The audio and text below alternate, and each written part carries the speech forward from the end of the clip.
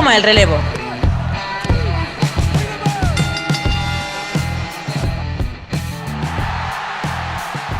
Bienvenidos un día más a Hot Tag, yo soy Santiago Tomás y en la Wrestling Night de hoy vamos a hablar de una de las luchadoras más importantes a finales del último siglo, que es una época que es muy dura para las mujeres, todo se ha dicho.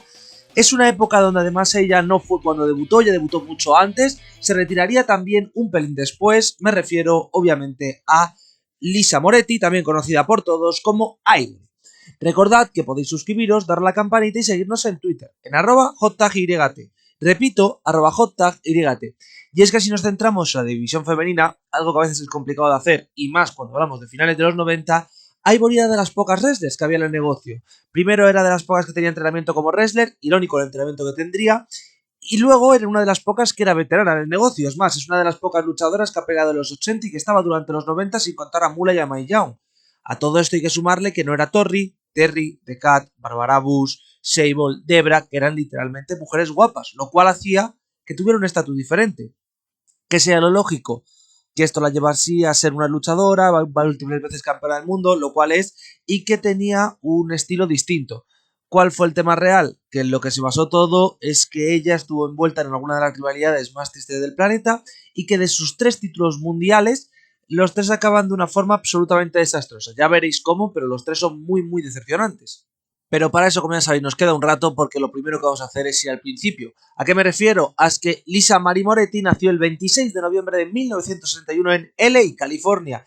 Y su inicio no es que fuese el habitual, ya que era ella estudiante de Relaciones Públicas en USC, es decir, una de las universidades más importantes del país. También estuvo como cheerleader en la USFL. Y bueno, ella no pensaba acabar en el negocio del wrestling, es más, a ella no le interesaba. Hasta que Nadine Katmiri, que era amiga suya en aquel momento, la empujó a participar en Glow, a ir básicamente al inicio de la empresa cuando estaban haciendo los castings y a que se presentara. Ella formaría parte bajo el nombre de Tina Ferrari, comenta que fueron unos inicios duros debido a que, bueno, no entendía mucho el wrestling, es una de las pocas wrestlers que Mando Guerrero dio que como tal consiguieron competir más allá de Glow y sobre todo la sensación que tenía ella es que era muy duro, además hubo varias polémicas durante ese entrenamiento, pero le gustó.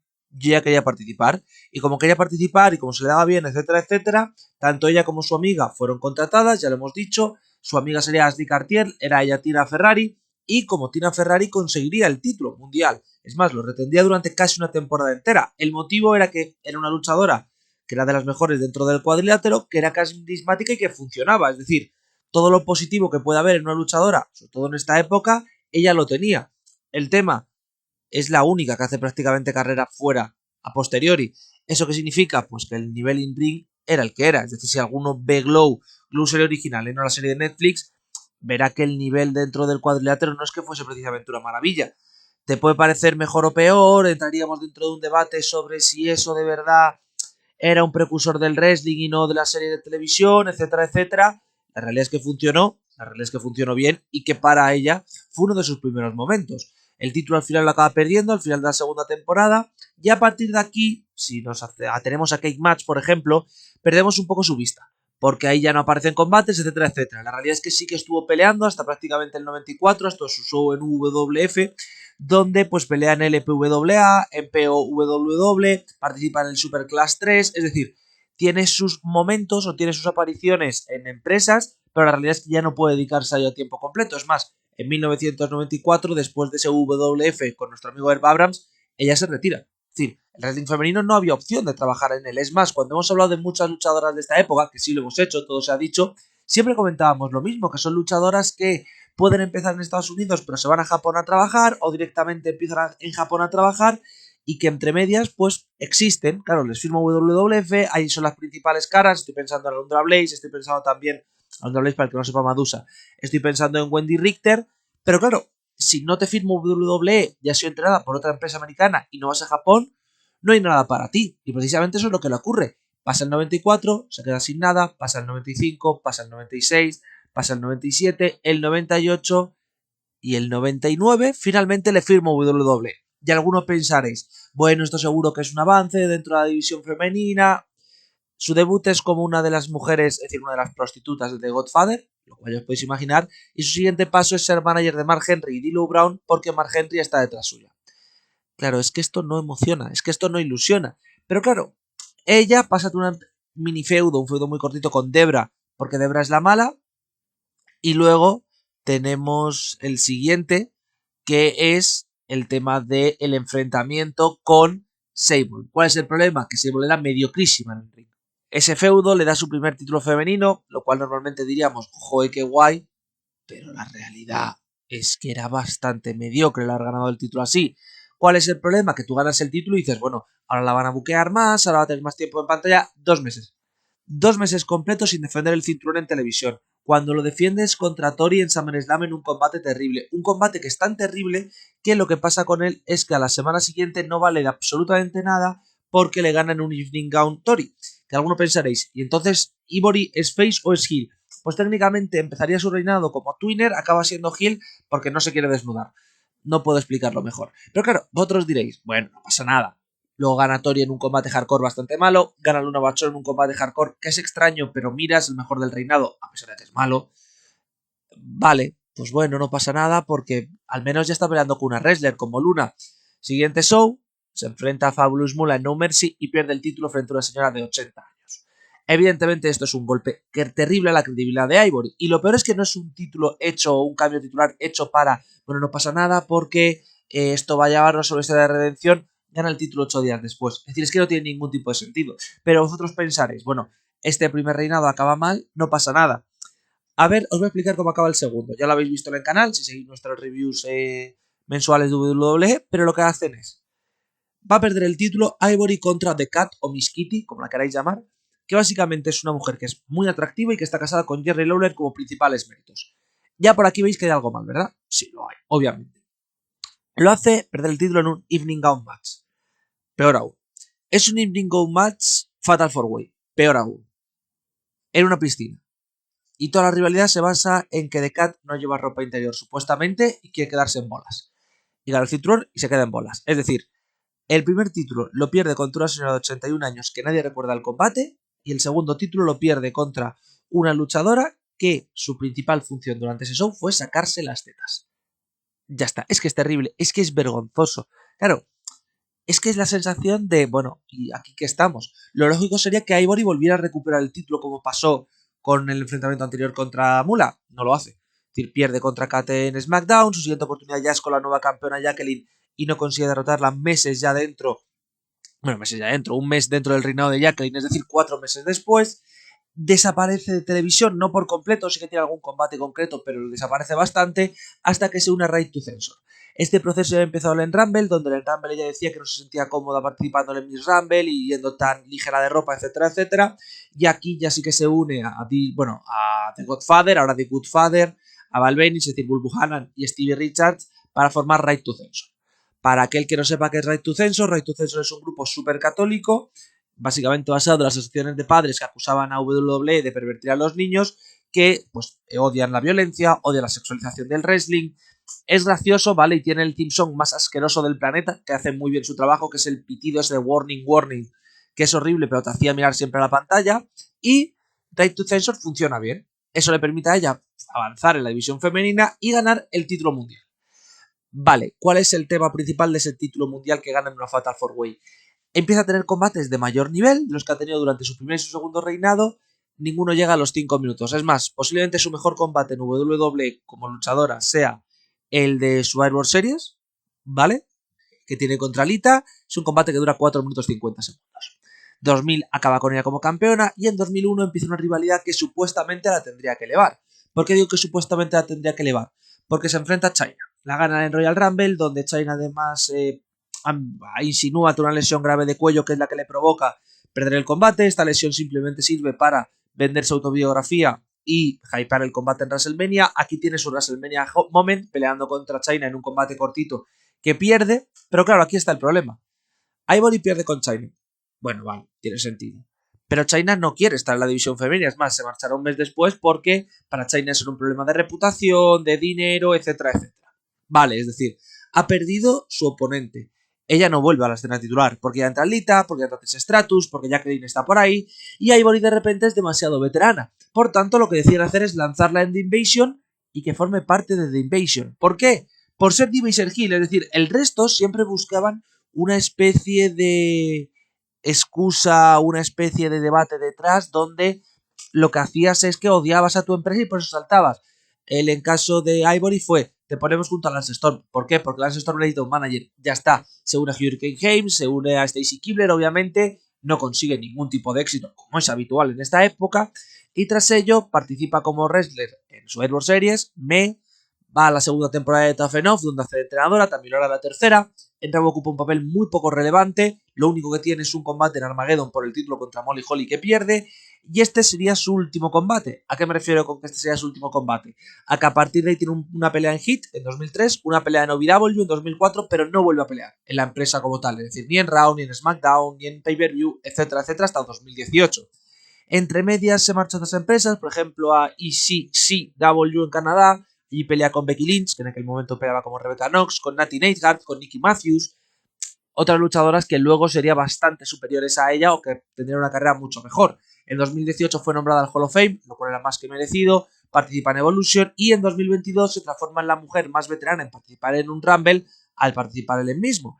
La ironía es que Ivory ha peleado en 4 décadas distintas, la de los 80, la de los 90, la de los 2000, no, 5, la de los 2000, la de los 2010, la de los 2020, 5 décadas. Según Cage Match ha peleado 15 años, según la investigación que he podido hacer yo en base a combates y en base a comentarios suyos, ha debido pelear 20 de sus 50 años. Es muy difícil hacer una carrera con 20 de los 50 años, pero claro, es que el tema es que fue la única época donde ella pudo pelear.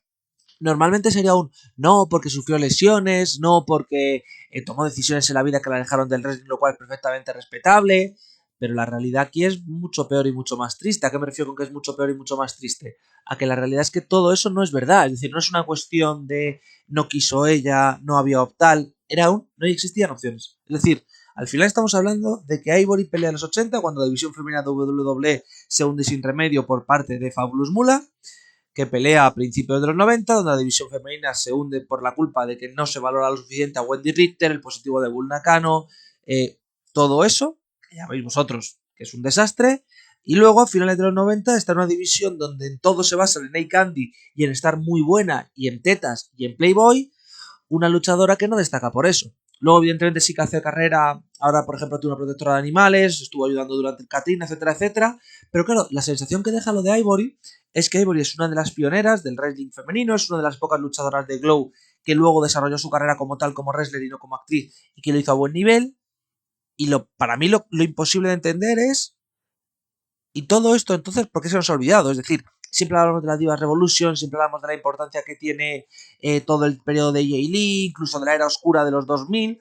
La realidad es que la era oscura de los 2000 sigue siendo mucho más clara que el inicio de los 2000 y el final de los 90.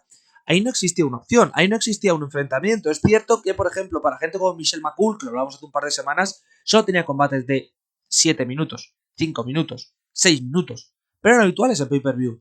Cuando vamos a la época de Ivory, son combates de 3 minutos, 5 como mucho, 4, 3, 2, y todo centrado en tetas.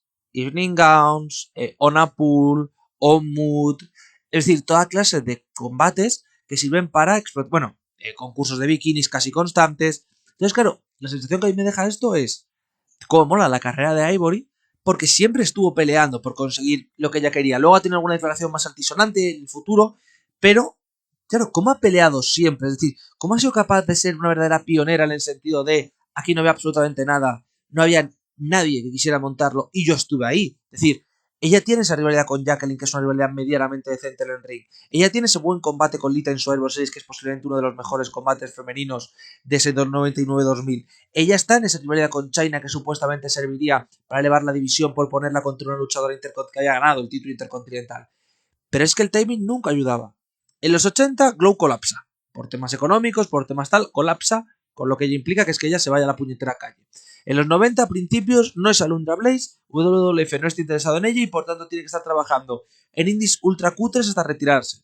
En el 99, cuando llega WWF, es cierto que ahí sí que hay una división femenina, la cual está basada en sexo, tetas, más sexo y más tetas. Y luego, cuando llega a los 2000, evidentemente ya está demasiado veterana para seguir peleando y tiene que retirarse, porque claro, aquí estamos hablando de la longevidad de los hombres, de la edad y tal. En los 2000 era poco habitual ver a un luchador pasar los 40 años. Y era menos habitual ver a una luchadora que encima me ha perdido su principal atractivo para el público. Ivory no lo tenía fácil. Ivory no tuvo ninguna opción. Es cierto que luego tiene sus combates, que si Rebecca Knox, que si Nicky Matthews, que si Nathan Neidhart, que molan por el sentido de, en estos combates al menos, ella puede mostrar que va a pelear contra las futuras figuras y ahora es valorada por recibir el Hall of Fame y ahora es valorada por estar en el Rumble y ser considerada como una buena luchadora de su época. Pero es muy difícil entender el wrestling sin entender eso. Es decir, es muy difícil entender el por qué el wrestling femenino tanta tardísimos años en triunfar en Estados Unidos. Estoy pensando hasta que prácticamente 2006, 2007 tampoco es que haya ninguna empresa femenina que no sea basada en tetas. Estoy ahora dudoso con los años, pero claro, las empresas que había antes eran empresas de... Hay actrices porno y también luchadoras. ¿A quién veréis hoy? Que eso no es wrestling, ¿sabes? Es un poco espectáculo, pero en el peor sentido de la palabra. Pero claro, Ivory estuvo ahí todo el rato. Y esto quiero que declarar de otra forma a Ivory en una superheroína, en alguien que no ha tenido fallos, en alguien que no ha tenido polémicas, en alguien que tal. Pero sí que la transforma para mí en alguien que durante toda su carrera ha tenido que trabajar en cosas que no son las habituales. Es decir, yo muchas veces cuando alguien habla de no, porque los luchadores actuales y cómo viven y cómo tal, yo estoy muy de acuerdo en cuanto a que las necesidades de los wrestlers actuales muchas veces no son tratadas, muchas empresas los maltratan y es muy difícil. Pero claro, veo que hemos avanzado incluso en eso. Porque tú lees estas cosas de los 90 y más allá de que en Glow sí que cobraba bien, ella misma ha dicho que eran 400 por semana, que a ver, que no es que sea un gran sueldo, pero oye, es un sueldo para vivir bastante guay. Es más, por ejemplo, de lo que podría pensar yo en cobrar. Pero la sensación que tengo es, ahora está mal, pero tenemos ciertos valores, o la gente se pone detrás de los redes y dice, hey, esto no es justo, esto no está bien, los luchadores necesitan cobrar más, necesitan ser más valorados, necesitan tal y cual. Pero en los 90 eso no pasaba. Y evidentemente es porque It's Perfectly Acceptable in the 90s, ¿no? Como dice la canción. Pero la realidad es, ser mujer luchadora en esa época era imposible. Y claro, es algo que hemos hablado con Luna, con Miss Elizabeth, con todas estas luchadoras barra managers, que el problema que tenían era que era un vestuario ultra masculino, donde acababas bebiendo de más, donde acababas drogándote de más, y donde acabas teniendo una vida trágica. Tener luchadoras que hayan pasado esa época y que hayan pasado bien es importante, porque claro, cuando vamos a esa época, todo el mundo se queda con Alundra Bellis, es decir, con Madusa. ¿Por qué? Porque pelea en Japón, porque pelea en Japón a buen nivel, porque compite en Estados Unidos a buen nivel, porque es absolutamente relevante en WWF, porque luego se transforma en una estrella también del Monster Truck, sin ningún tipo de dudas además, porque en WCW se aprovecha y cobra todo lo posible por haber, a pesar de que no lo usaban, porque entre medias también tira el título de WWF a la basura con lo icónico que es. Y por el otro lado está Ivory, que no hace nada de eso, que está retirada 5 años, que vuelve en el peor momento de la empresa, que sus 2 años, prácticamente 3 años serían a tiempo completo, son absolutamente mediocres en el ring, que no aporta absolutamente nada, que es campeona 3 veces y de las 3 veces, 2 el título acaba de forma vergonzosa y la tercera no nos lleva a nada. Es decir, Ivory es la definición de todo lo que le pasa a los 90 a las mujeres. Y eso no significa que sea buena o mala o mejor o peor. Pero sí es cierto que era una wrestler. No una wrestler de 10, no una wrestler que te fuese a dar un main event en el Tokyo Dome, pero sí una wrestler que era capaz de dar combates y de estructurar un combate y de que tuvieran sentido y de poder hacer lean work. Claro, al final aquí pasa algo, que es un debate que también tenemos muchas veces, que yo creo que existe sobre todo con las luchadoras estadounidenses, es que el tema principal, el tema que existe aquí, es que en Japón en esta época las luchadoras ya eran luchadoras. Es decir, ya tenían combates largos, ya tenían combates serios, ya les daban 20-25 minutos, ya había empresas femeninas dedicadas exclusivamente a esto, ya había además unos entrenamientos en unos dojos donde las luchadoras mejoraban a la perfección y eso les permitía avanzar y que en un futuro fueran mejores. Aquí no existía nada de esto. Aquí esto era bueno, pues esta chica está peleando ahora mismo en no sé qué empresa, no va a hacer absolutamente nada y ya está. Es que a mí me parece que es bastante decepcionante, me parece que es bastante triste y me parece sobre todo que es la demostración de que en aquella época había muchas cosas buenas dentro de la Attitude, lo sabéis todos, que a mí por ejemplo la Attitude era sí que me gusta, sí que me parece muy divertida, y había cosas muy injustas, y había cosas que no se deberían haber permitido y que se permitieron porque, jaja, lol, estas tías tienen buenas tetas, vamos a verlas pelear. Ivory para mí es la demostración de que merecía más, de que ojalá hubiera debutado 5 años después, en WWF me refiero, lo que pasa es que ahí hubiéramos perdido todo lo de Glow y sobre todo la demostración de que Glow, más allá de la serie de televisión, que está bien, pero ahí está, que Glow también sirvió para desarrollar luchadoras y que alguna de ellas pues tuvo una carrera longeva en el wrestling. Con esto nos despedimos por hoy. Muchísimas gracias a todos por pasaros. Recordad que el viernes volveremos con un What If. En este caso nos iremos a WCW a finales de los 90, en el 97 en concreto, para intentar cambiar al menos un poco del demise de la empresa, es decir, del hundimiento. También nos iremos, evidentemente, el domingo a Lucha Underground, el lunes a WWF. Yo me despido y hasta la próxima.